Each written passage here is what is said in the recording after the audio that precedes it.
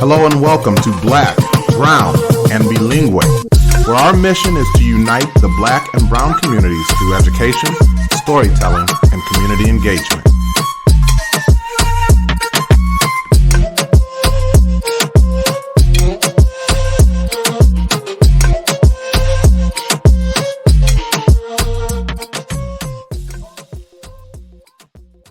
The vision of Black, Brown, and Bilingue is to be part of creating a world in which Black and Brown identities are affirmed, bilingualism and biculturalism are nurtured, and equity is the driving force behind all that we do. Thank you for joining us again today. I am Lissette Jacobson, and I am one of your hosts. And I'm Maurice McDavid. I'm your other host. Bienvenidos a otro episodio de Negro, Café y Bilingual. I like that. We're going to have to use that one for the next season. Folks, it's hard to believe, but we've already come to the end of another BBB season. Lissette, I was thinking about this. When we started, we were in the throes of a pandemic. And now here we are. We've made it to the other end. I won't say the other side because I know folk are still getting COVID. I know that this fall may bring some things. But we've at least made it to the other end of it, and things are very, very different. And so I think about all of that, and I'm just excited to still be making episodes of Black, Brown, and Bilingue continued excellence. You know what? And I think what's most exciting for me is how we have these episodes that we refer back to, and we're like, man, that was really cool that we were able to interview this person or that person, or this was something that I learned.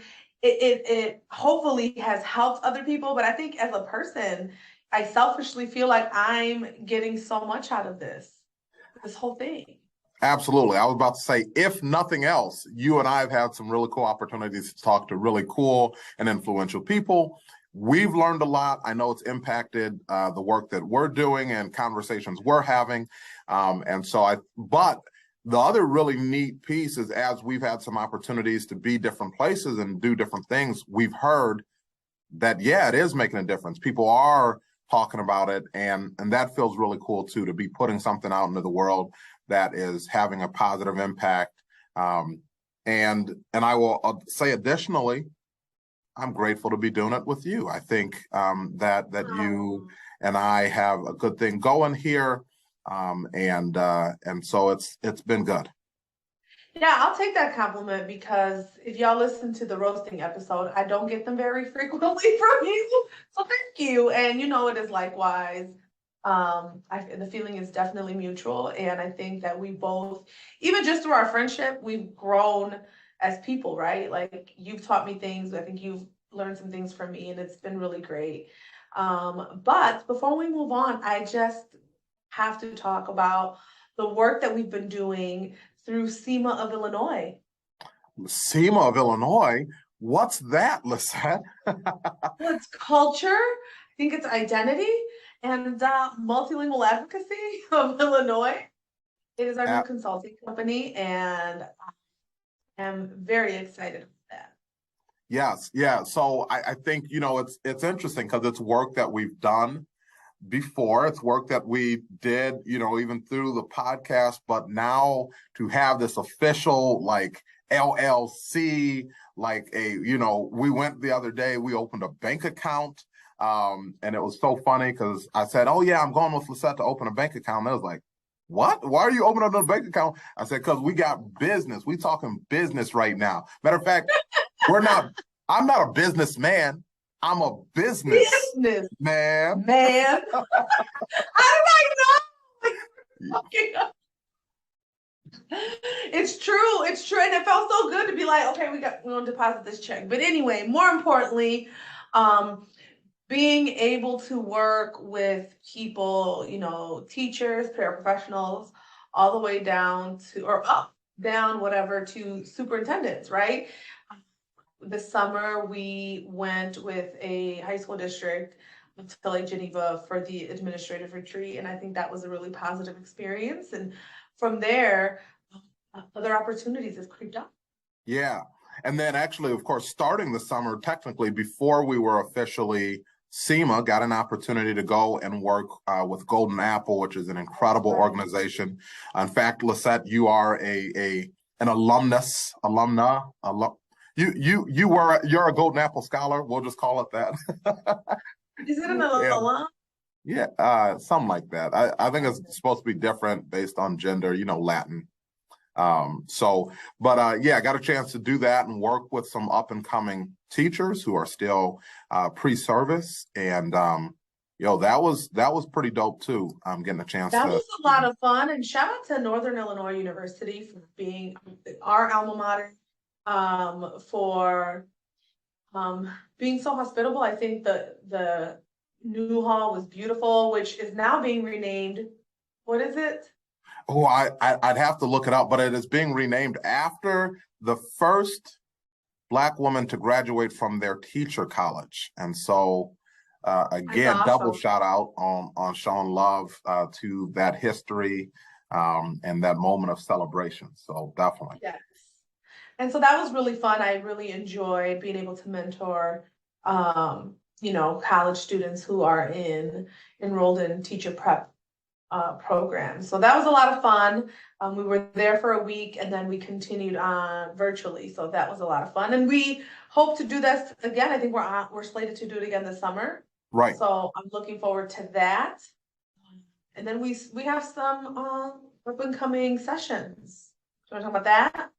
Yeah. So it has been, I think, interesting to look at and plan and work with these different districts and because places do things differently, but we know through our own experiences, through a lot of the learning that we've done, we know some of those best practices, and so working with other places to get there has been really cool. I am super excited about continuing some of our work with the idea of language of success. That is one of my favorite workshops that we've done. And we actually started that again way before SEMA. We started that as a product kind of BBB, and that idea of linguistic identity being key. And I think, of course, it makes sense that it would come out of something called Black, Brown, and Bilingue, talking about how language plays a major role in identity. Yes. So, I think that's the perfect springboard into, let's recap the season.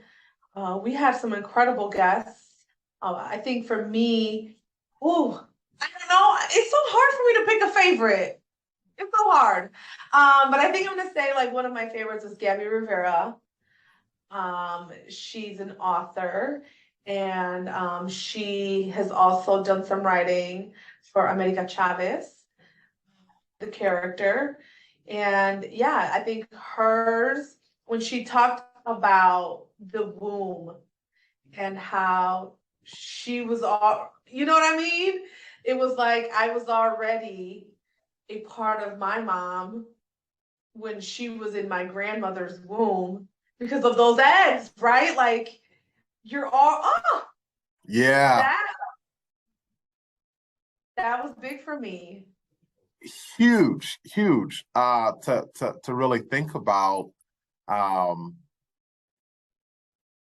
Just that idea that I think that connectedness of women, right? Yes. That connectedness of those people who are able to birth a child that carry already that source of DNA in, oh man, just mind-boggling, really, to think about. So I did really enjoy that episode, and shout out to Gabby who gave birth to a child this past spring, and we've seen some pictures and just beautiful. So that's awesome. I would say hands down, my favorite, and I'm still working on, I want to pronounce her name correctly. No. Warda. No, now you. I messed you up, but Warda Farah, she's a speech and language speech and language therapist, which is what they call it in the UK. She is in the city of London. and she talked about decolonizing speech and language therapy, this idea that something is wrong with your language. When you pathologize. Yeah, yeah. And so it was certainly something that challenged me, challenged my frame of thinking around this idea of speech. Again, very fitting for some of the work that we've been doing with linguistics, but also just this idea that, like, nope, you're saying that wrong. And not only, and when you say somebody is saying it wrong, what does that do to that identity piece, right? Well, and I was also torn between, that was my other one where I was like, and I had a feeling that you were gonna go with her. So, but she was tremendous. In fact, I still follow her on Twitter, and some of her tweets just really inspire me, and I think she gives me a lot to think about. Yeah, she's an incredible, it's crazy because as I was listening to her, part of what we talk about in language of success is accents and the bias, good or bad. She definitely was like, oh wow, look, her accent, her British accent is so beautiful, right? Please stop myself from thinking that. Yeah, it's I think the awareness, right? It is the idea that I'm aware of it, and then I can work on it. Can I be real though? Like Idris Elba, handsome, but got real handsome once he started to speak. And I have to yeah. Listen, like you always say, I haven't been saved my whole life. So I haven't always been woke, okay?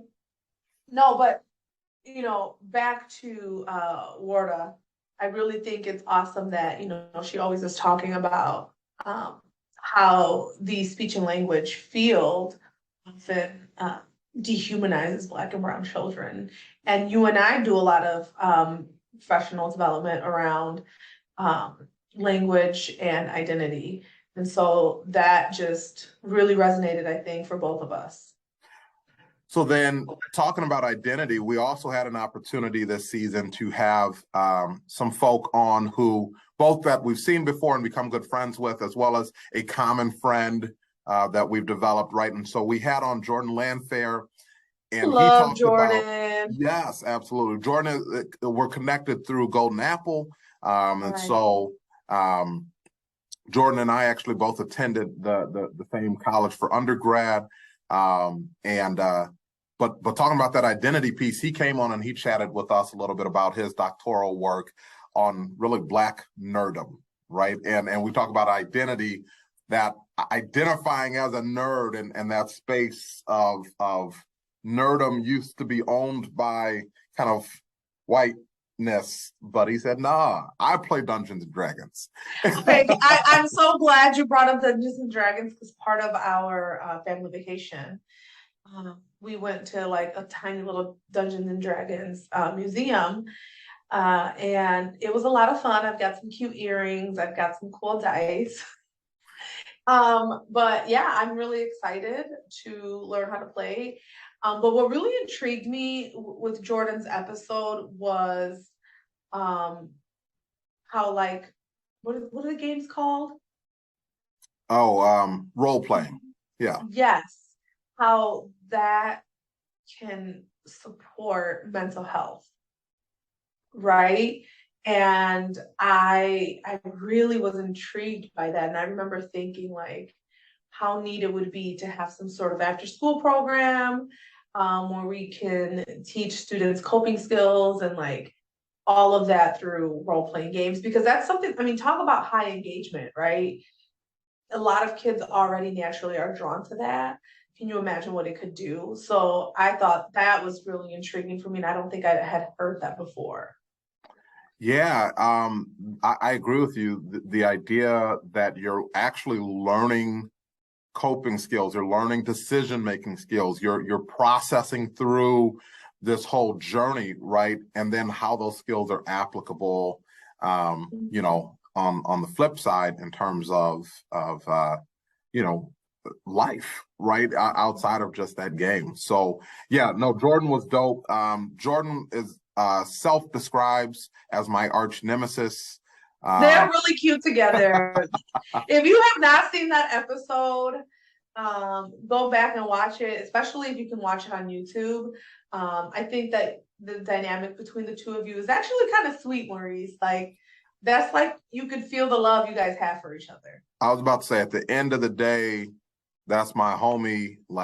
And again, there's a funny picture. We both went to the Navajo reservation during our time in college, and we got a chance to do a 2-week stay out there and look at the education system on the reservation and all of those things. And there's a picture of us sitting in front of this big canyon, just like fist bumping. And we tagged it, you know, Black teachers, man, gotta stay together. And it was in reference to the Dave Chappelle episode where Dave Chappelle and Wayne Brady, you know, they're like, Black comedians, man, we gotta stay together. And so Jordan is definitely the Dave Chappelle in that situation, and I am the Wayne Brady. You know, but it is what it is. There's no doubt. But please don't think that Wayne Brady on occasion doesn't have to smack. Oh, well, you know, let me stop because I am saved. So yeah, no, it was really neat to see the dynamic between the two of you, and I think the content was really interesting. It definitely stretched me, you know, I think personally and professionally. Another really cool guest we had, and for some reason I feel like that's like my uncle, mi tío. He kind of looks like my tío Nicolas. Nicolas, I should say that. Mi tío Nicolas. Chuy Garcia. Yes. How cool was that? And then eventually, you know, from there I was able to interview some of the people that worked for him, some awesome Latinas doing their things for Leading Latina, and it was really incredible to get to know those ladies and just kind of see what their life is like, and it was really neat. But Chuy Garcia was really cool too, and it was for the Diversify Act. Yes, which we're still hoping and waiting and believing is going to, you know, get passed all the way through. Yeah, so I think it's worth noting the cool little discovery that we figured out, the connection, right, between Chuy Garcia and his cousin is actually the superintendent of my of the school district that I live in, right, in which we both used to work. His cousin is now the superintendent, Dr. Garcia Sanchez. And so just that neat little connection. So when I told her, she's like, "Oh yeah, how's Chuy doing?" You know, and just getting a chance to make that guess connection. what? When I told my dad, he was like, "Oh, yo me acuerdo cuando I think when he was running, and he was like el bigote." So yeah, people remembered him. Yes. And it was really neat. Again, it was so, I don't know that jarring is the word, but it was really just so cool because he was born in Durango, right? And so to see him, you know, do what he's been able to do, and born in Mexico, came here, and I was so impressed, and it felt like home. And I think that's one of the things that I love about being brown, particularly, you know, Mexican or Mexican American, is that like there's just that connection. And when I interviewed the ladies, it was so funny because I was like, okay, your name, your role, and then eventually I was like, all right, where in Mexico are y'all from? Like they just knew that was going to be the next question because that's what we do. It's like, oh, you're from Mexico? Okay, we're from. Well, it's funny because it's like that in the city, right? Oh, you from the city? Where at? You know, what high school did you go to? Is actually the question that always comes up is what high school did you go to? Yeah. So you know, I was over at Fenger, you know, or I was at Gordon Tech. Just kidding. That was R. Kelly. I'm just kidding. Well, I was. I think one of the things that impressed me with Representative Garcia is just his work that he has done in the community to really kind of talk further what we call our mission, right? And that is that bringing that unity between the Black and Brown community. And so, I appreciated some of the conversation that kind of covered those ways in which he has endeavored to bring that unity. And again, understanding how much political power we could wield united, right? As opposed to feeling like I've got to, fight against, this group or that group in order to get that political power. So that was interesting as well to hear him kind of be able to address that. Yeah. And again, I think that with every season, I think we're only gonna get better, and I think it's gonna continue to grow and evolve. But let me ask you this, and this is probably not something that you were expecting, right? But where does BBB go next, Maurice? So my hope is that NPR picks us up and then we just become syndicated. You know what I'm saying? I mean, honestly, I think we've got good stuff going here. And when I listen to, like, I say that somewhat tongue in cheek, but there's also part of me that sincerely believes, this is our second season in a row that we've talked to a state representative, right? We talked to Representative Claiborne, the previous season. And so as we continue to do this work, one of the things that I love about us just being us, right, is that we get to just be us. But I also believe that the honesty and transparency with which we have conversation is something that could be beneficial to an even larger audience than we've been able to gain. So that would be pretty dope, right? That's like in a dream world, and we'll make it a reality. It's not a dream world. It's gonna be a reality. I was about to say, but the thing about dreams is that you work towards them, right? So I once dreamt of being a building principal, and right here we are, right? So that dream piece is not something that I use as can't happen, but it's something that's just deferred right now, right? To quote our brother Langston Hughes. Yeah, if you guys don't know this, if you've been listening, I love Oprah, and I try to get an episode in of Super Soul Sunday as much as I can. And one of the things that I just listened to that reminded me of our work was most people go through like two mountains in their lives, right? Like that first mountain is I'm a college grad. I want to find a career. I want to find my spouse or significant other, maybe have children, have a house. But once you reach that mountain peak, right? La cima. Huh? Once you reach once you reach that peak, you realize not that they don't bring you joy, but you're still not fulfilled, particularly if it's career, right? And I think you and I maybe are in that second mountain. I think you and I both want to make a contribution to this world. And we want to improve the life of other people as best as we can. It is in that second mountain that you find fulfillment. And so as I was listening to that, I definitely feel like I am in that point of my life where I want to really make an impact and put, my energy towards that, because I think that is what will bring me the most satisfaction. It won't be necessarily a title or a material thing, it's making a difference. Yeah, that's I think well said.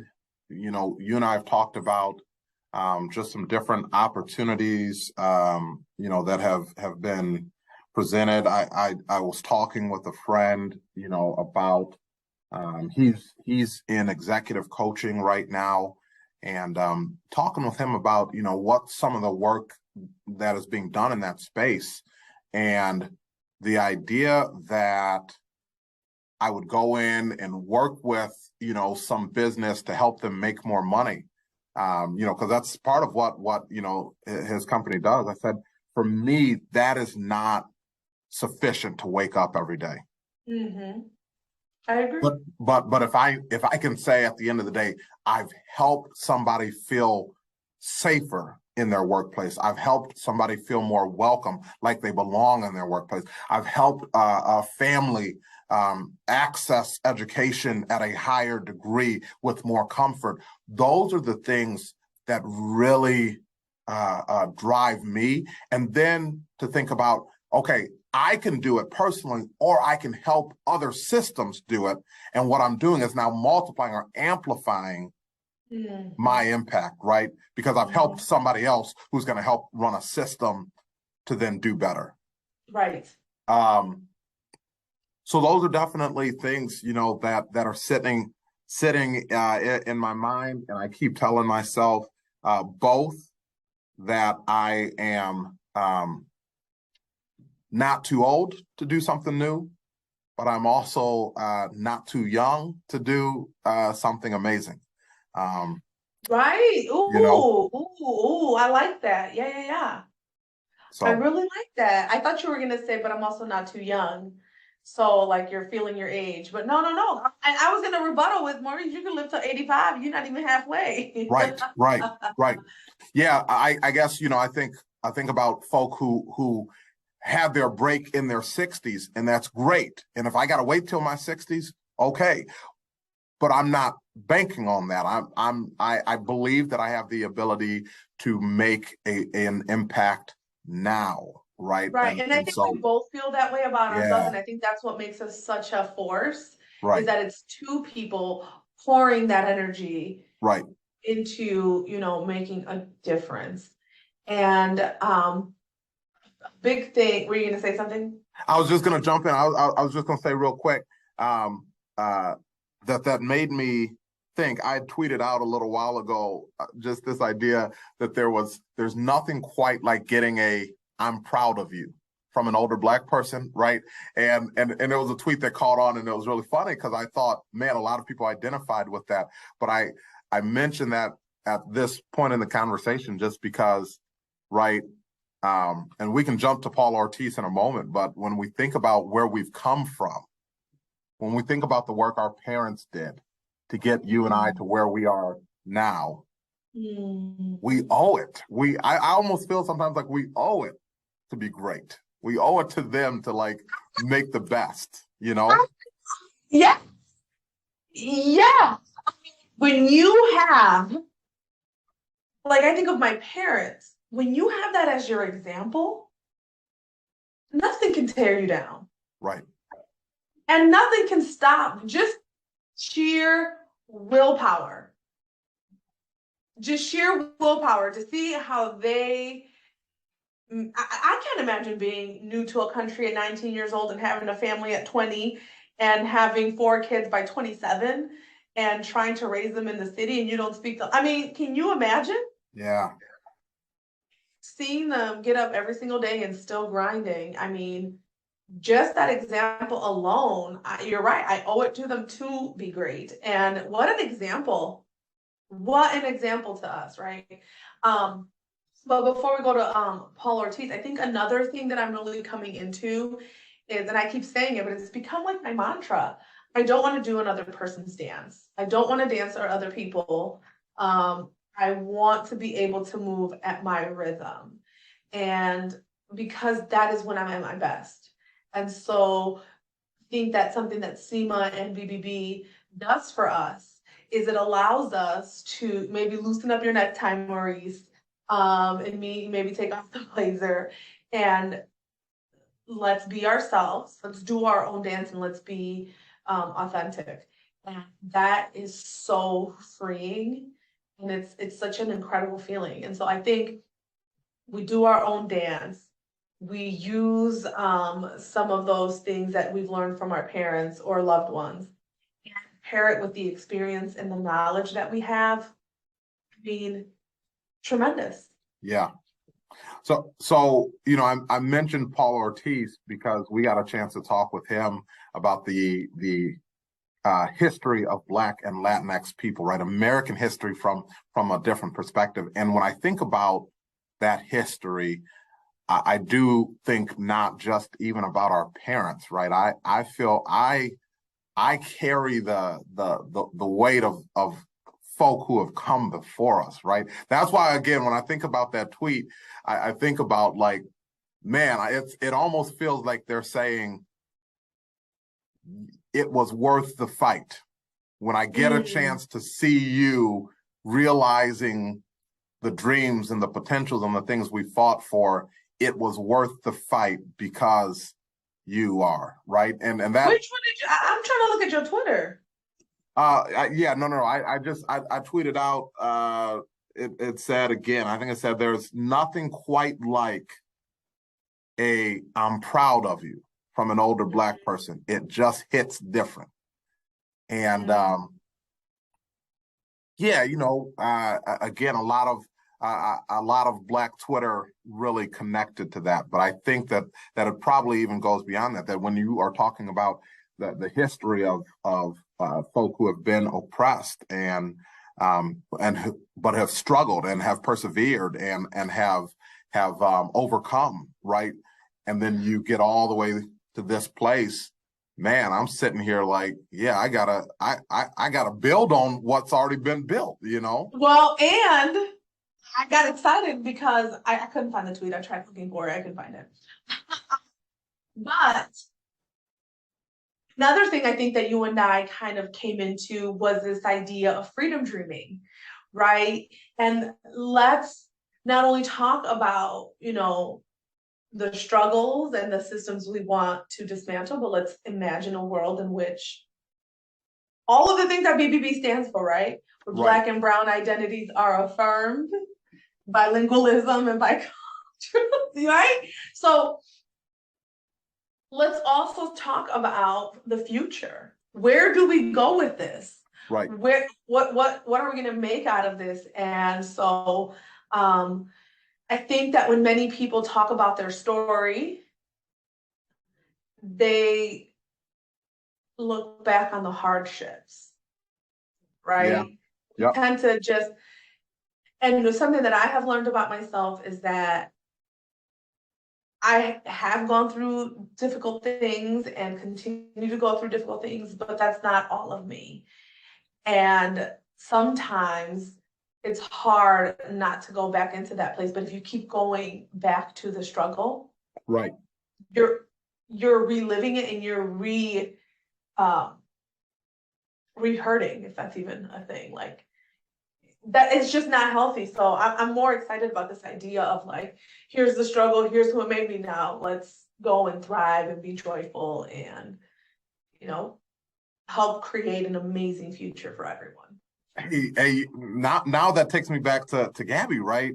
Because you talk about that joy, right?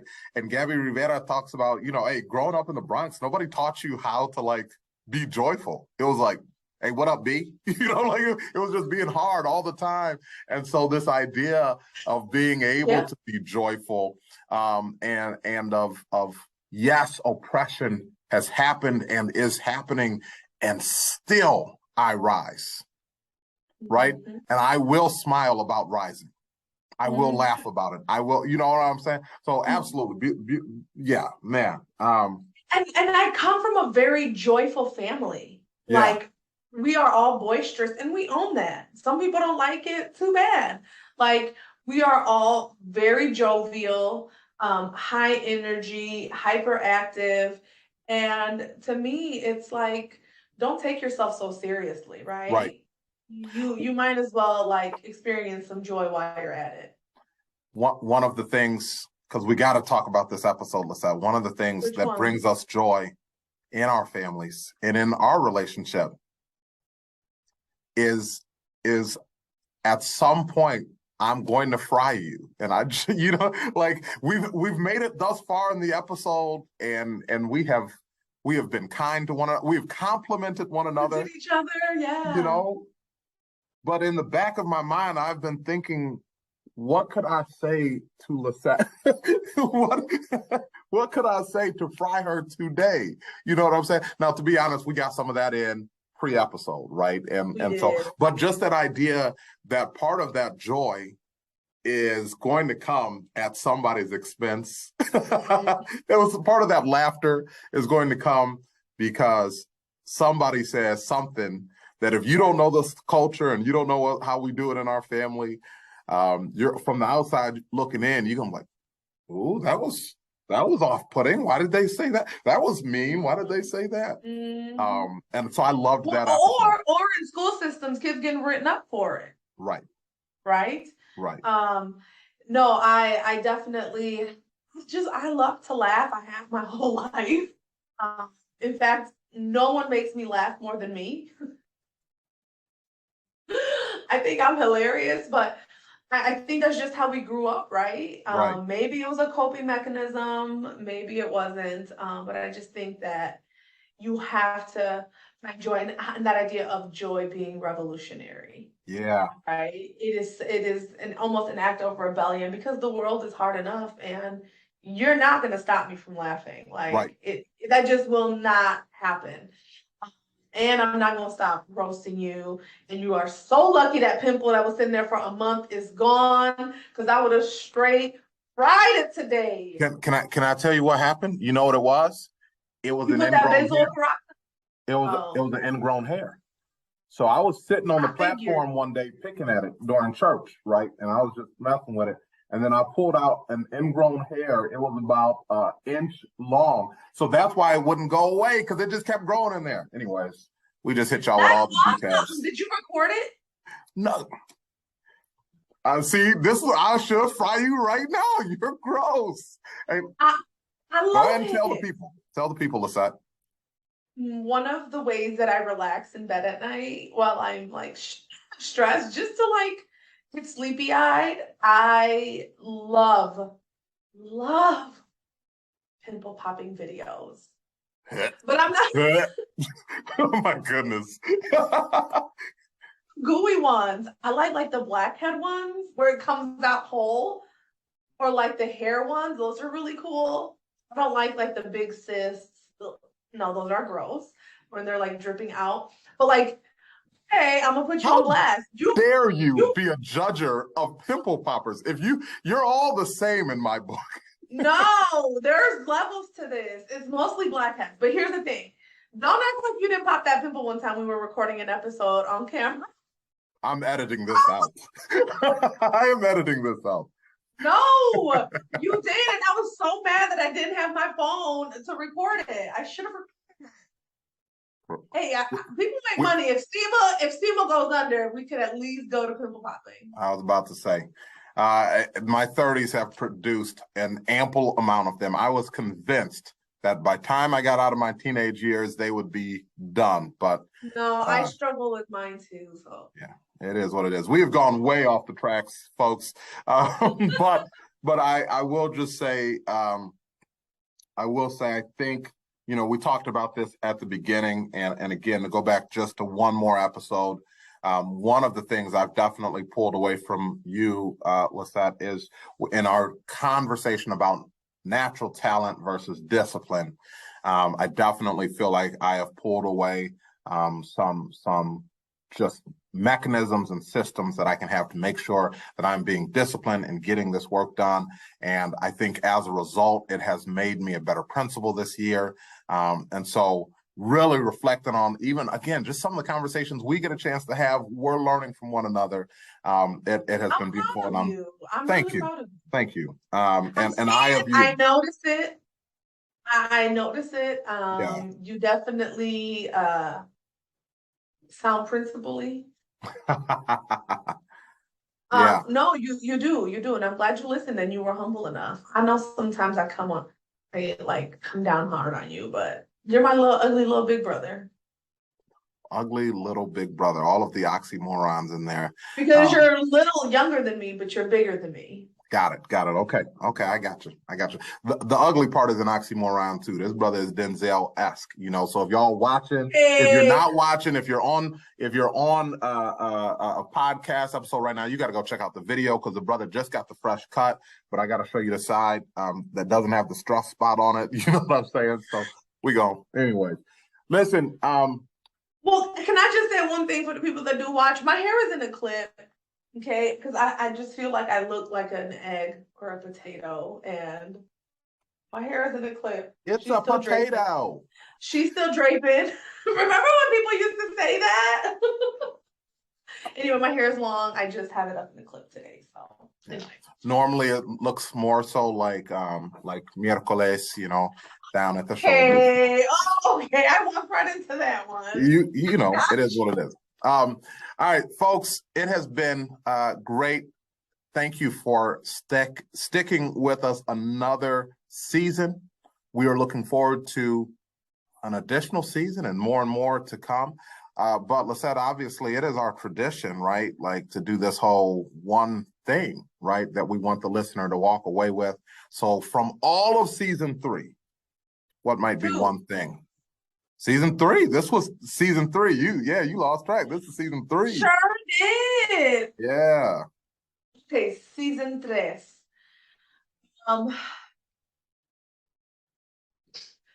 I think I still am on my whole idea of not allowing that happiness or joy come from external things and more about you internally and what you can contribute to the world. I think that is probably the biggest thing that, not just with the podcast, but just in experiences. That's where I'm at in my life, and it feels really nice to be able to say that. And I hope that we can continue to have a positive impact. Twitter, even through Facebook, Twitter, and social media, people have reached out and said some really kind things about the work that we are doing. So I want to continue to walk in that direction. Yes. Yeah. I think for me, I'm dreaming different. You mentioned it, that freedom dreaming. I am dreaming different. I know the things that I want to dismantle, and I'm thinking actively about the things that I want to build. I'm telling you, I've utilized freedom dreaming in my BLT meetings this year and staff meetings. It's something that we are talking about because we want to build something. And so I think about it too in our work, and I think that's kind of what I'm walking away with. Is just this. I want our listeners to walk away with. Dream beyond where you are right now, right? Dream about what. Don't limit yourself to the way things have always been, right? But walk away knowing that we can make things different. Especially, okay, that is a beautiful way to end. But I'm going to keep speaking. Maybe we can add this as additional content. But that missed opportunity we had with COVID, and everyone and their mom thought we were going to come back better than ever. And mostly everyone defaulted back to how things were with, no real desire to change anything, which is really, really sad. Which brings me to my next point. I've been thinking about the state of education, and we need to have our own school, Maurice. BBB Academy. It has to happen. Or SEMA. SEMA Academy. Because we get to that peak. Because we have been to the mountaintop. Seriously. SEMA Academy, I think. What would we be, the Mountaineers? Like West Virginia, University of West Virginia. Well, listen, we've already talked about getting a business mentor. Maybe that's it right there. Maybe that's what we're looking for, is a business plan that involves starting SEMA Academy. Yes. Because think about, I just think of like the fine arts. Yeah. That we could offer. On SEMA on them. Yes. This is the SEMA production. Productions, right. Okay. Well, I'm here for it. Again, I think had you caught me 2 years ago, I would have questioned it. But like I said, I'm dreaming different now. Yeah. So let's do it. All right. For Black, Brown, and Bilingue, I'm Lissette Jacobson. And I'm Maurice McDavid. Muchas gracias for tuning in. Adios.